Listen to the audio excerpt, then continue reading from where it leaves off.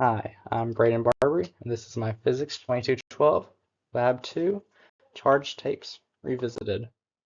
So for an introduction, the point of this lab was to compare the force of a line of charges to that of a point charge. This comparison was done by using previously found experimental measurements and a glow script computational model.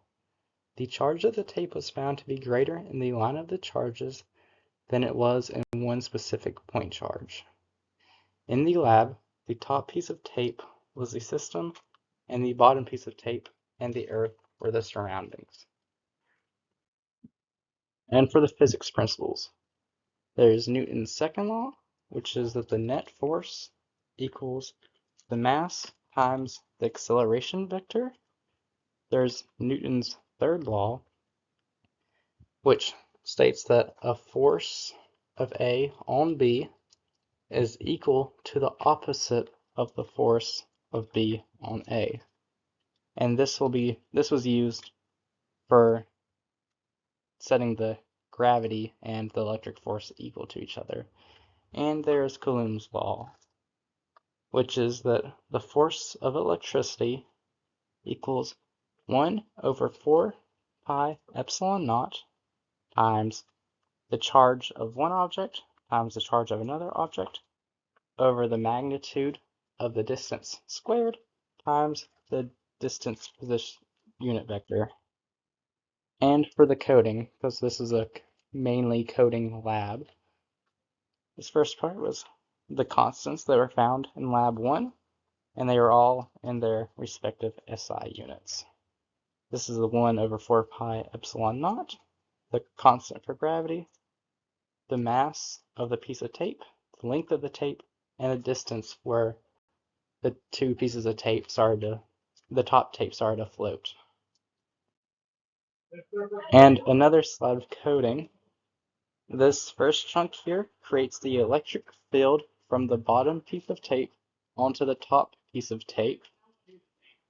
And then this chunk breaks the tape into multiple segments and moves the charge evenly across that whole piece of tape. And you'll see that when I show the model better. And for the last bit of coding, this top part creates the tape in the model, and this bottom big chunk creates the electric field onto the top piece of tape. It then takes that electric field and multiplies it by the charge of the top piece to get the force. So for the results of the lab, the forces are very close to equivalent, which they should be since the tape was suspended motionless.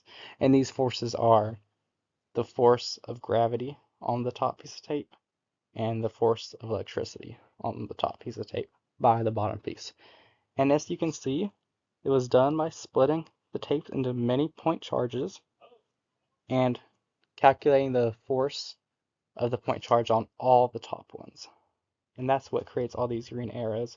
It's the net force on each point charge, and they all add up to this top electric arrow. And for some assumptions and possible errors. For the assumptions, it was assumed that the forces are equal to each other, assuming that they are the only two forces acting on the tape. And the charge is assumed to be evenly spread across the pieces of tape. And for the errors, there could have been an error while measuring the distance between the two pieces of tape, since this was just done with a ruler and no very scientific ways of measuring. What if and why? What if the charge was a point charge? The charge on the tape would be smaller.